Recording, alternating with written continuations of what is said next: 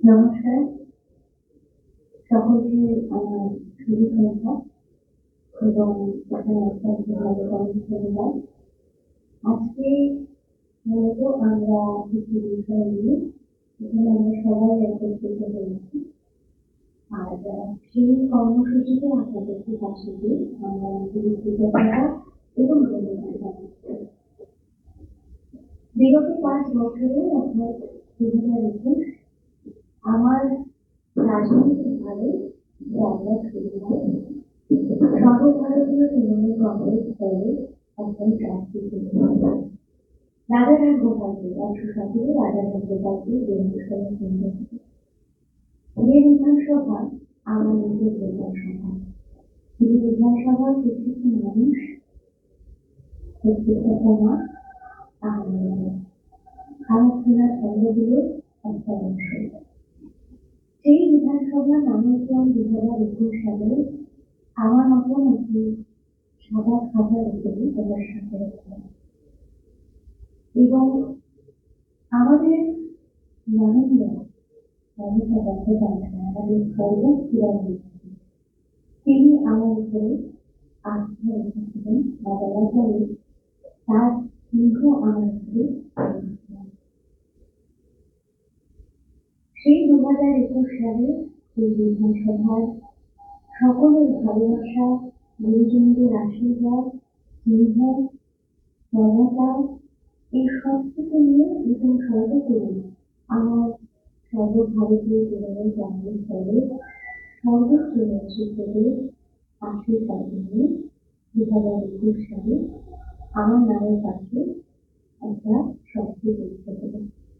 আমি বললাম 117 রাজারহাট গোপালপুরের বিধায়ক। এই 2021 থেকে আজ 2024 এটি গেছে আমাদের সময় 5টা বছর।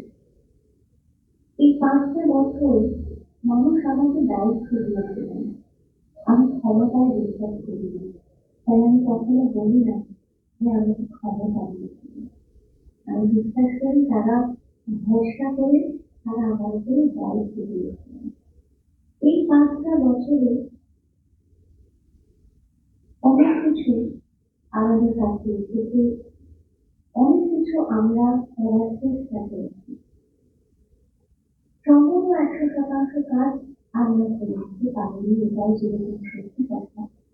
ঠিক যেমনটা ভাবে একটা বাড়ি সাজানো সম্পূর্ণ হয়, আর এটা হচ্ছে একেবারে আমরা 5টা বছর প্রত্যেক দিন প্রতিনিয়ত প্রতিটা সময় আমি এবং আমার সহপাঠীরা মানে সমস্ত অঞ্চলের জনপ্রতিনিধিরা সহ আমার সহকর্মীরা যারা এই দলের নতুন যারা ভালোবেসে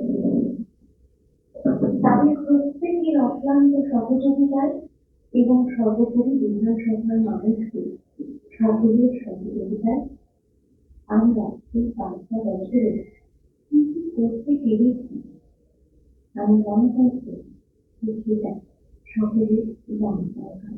এটা আমার কর্তব্য যে তাদের সকলকে শেখার জানতে। তাই আজ আমরা প্রথমে সেই কাজগুলি একটি বই আকারে আমরা এই বিধানসভার প্রত্যেকটা নাগরিকের কাছে পৌঁছে দিতে পারি এবং সেটাই আমাদের আজকে প্রথম কাজ। এবং দ্বিতীয় 2026-এ আরো একবার সর্বভারতীয় তৃণমূল কংগ্রেসের দল এবং আমাদের সর্বোচ্চ নেতৃত্ব মাননীয় মমতা বন্দ্যোপাধ্যায় এবং অভিজিৎ বন্দ্যোপাধ্যায় সহ সর্বোচ্চ নেতৃত্ব মনে করেছেন যে আরো একবার আমাকে এই বিধানসভা থেকে তাদের দলে প্রার্থী করে দেবেন। তাই আমার মনে হয়েছে আগামী 5 বছর আমি কি করতে চাই বা কি আমাদের ভাবনা চিন্তা আমাদের সচেতন সেটাও আমরা লিখিত আকারে প্রত্যেকের বাংলায় পৌঁছে দিতে চাই, যাতে তাদের সকলের কাছে আমরা 5 বছরে, বিগত 5 বছরে কি করেছি আর আগামী 5 বছরে কি কি করতে চাই তার একটি স্পষ্ট ধারণা সকলের কাছে থাকবে। এটাই আমাদের আজকের মূল বিষয়। আমি ধন্যবাদ জানাই আরো একবার আমার এই বিধানসভার প্রত্যেক ক্যান্ডিডেটকে এই কাজগুলো করতে, বাস্তবায়িত করতে প্রতিনিয়ত তারা যেভাবে সহযোগিতা করেছেন তা অতুলনীয়। অনেক সময় অনেক সমস্যার মধ্যে দিয়ে তাদের যেতে হয়েছে, কিন্তু তাদের এই সহযোগিতাটা না থাকলে হয়তো আজকে এই কাজটা আমরা করতে পেরেছি সেটা করাটা সম্ভব নয়। এবং তাদের আশীর্বাদ ভালোবাসা নিয়ে আমরা এই কাজগুলোকে সফলভাবে করতে পেরেছি। তাই তাদেরকে সকলকে আরো একবার ধন্যবাদ এবং আপনাদের যারা এখানে উপস্থিত হয়েছেন আপনাদেরকে অসংখ্য অসংখ্য ধন্যবাদ এবং আগাম নববর্ষে